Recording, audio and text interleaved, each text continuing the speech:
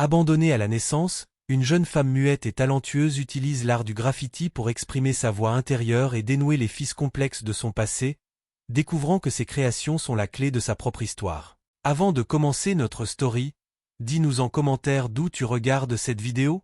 C'est toujours un vrai plaisir de découvrir jusqu'où nos stories peuvent voyager à travers les pays. Une jeune femme aux yeux vifs mais dont la vie est drapée d'un silence absolu, elle est muette de naissance. Elle a grandi dans un foyer d'accueil, n'ayant jamais connu ses parents biologiques. Elle travaille comme nettoyeuse de nuit dans une galerie d'art moderne, un endroit qu'elle adore et où elle se sent paradoxalement plus entendue que n'importe où ailleurs. Son seul véritable moyen d'expression est le graffiti.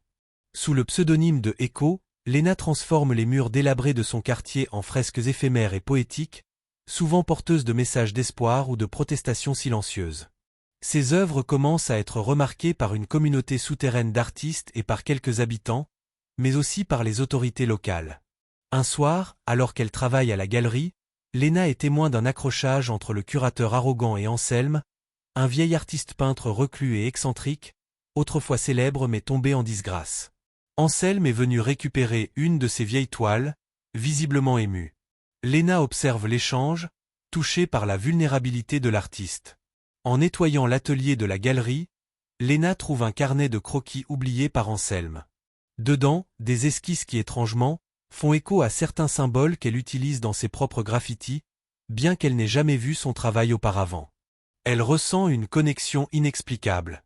Intriguée, Lena décide de chercher Anselme. C'est difficile, car il est un fantôme. Elle utilise ses compétences d'observation et l'aide discrète de certains graffeurs qu'elle a rencontrés via son article. Elle découvre qu'Anselme vit isolé dans une petite maison pleine d'œuvres non finies et de souvenirs poussiéreux. Lena parvient à approcher Anselme. Initialement méfiant, il est touché par sa persévérance et sa capacité à communiquer sans mots, seulement par son regard et de simples dessins. Il découvre aussi son travail d'écho et est impressionné. Une relation de mentorat silencieux et profond se développe. Anselme lui apprend des techniques de peinture traditionnelles, mais surtout, il l'encourage à peindre avec ses tripes, à laisser son silence être sa force. Au fil du temps, Anselme se confie. Il lui parle de sa jeunesse tumultueuse, de sa passion pour l'art, et d'un amour perdu.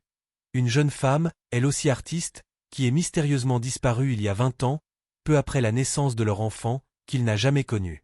Il lui montre des photos, des lettres, et des œuvres d'art qu'ils avaient créées ensemble.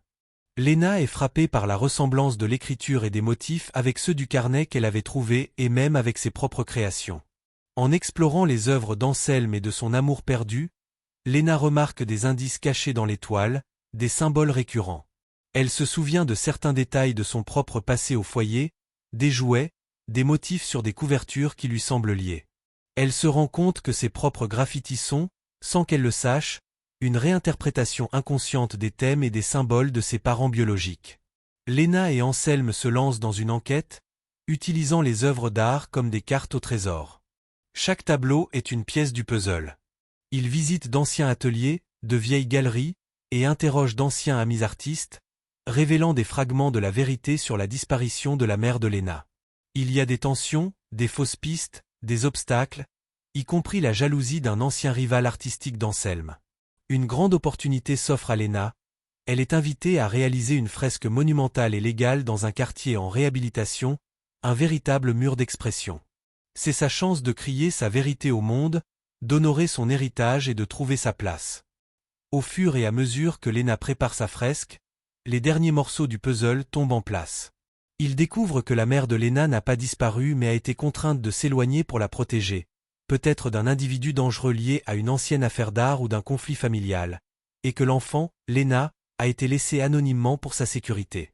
Une lettre ou un message final, caché dans une œuvre d'art, est enfin découvert, révélant les raisons de son silence et de son sacrifice.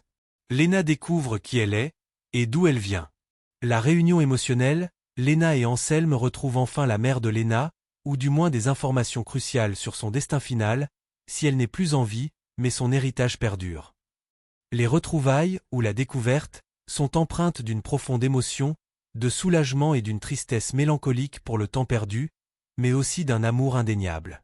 Lena réalise sa fresque monumentale. Ce n'est plus seulement une œuvre d'art, c'est le récit visuel de son voyage, de son héritage, de sa voix retrouvée. Elle y intègre les symboles de ses deux parents, les siens, et les histoires de résilience qu'elle a collectées. L'art est devenu son cri. La reconnaissance, la fresque est acclamée. Léna, l'artiste écho, est enfin reconnue non seulement pour son talent, mais pour son histoire. Elle n'est plus la fille muette, mais l'artiste qui a trouvé sa voie. Anselme la regarde avec fierté et amour. Épilogue, quelques années plus tard. Léna est une artiste accomplie, voyageant et partageant son art et son histoire. Elle a créé une fondation pour les jeunes artistes issus de milieux défavorisés. On la voit, non pas parler, mais dialoguer avec les gens à travers des ateliers d'art. Son silence n'est plus une barrière, mais une source de profonde écoute et d'inspiration. Elle porte le nom de ses parents, non pas comme un fardeau, mais comme une fierté. Si cette story vous a touché, n'hésitez pas à aimer cette vidéo, la partager avec des personnes chères et nous dire en commentaire quelle est selon vous la plus belle leçon de cette story.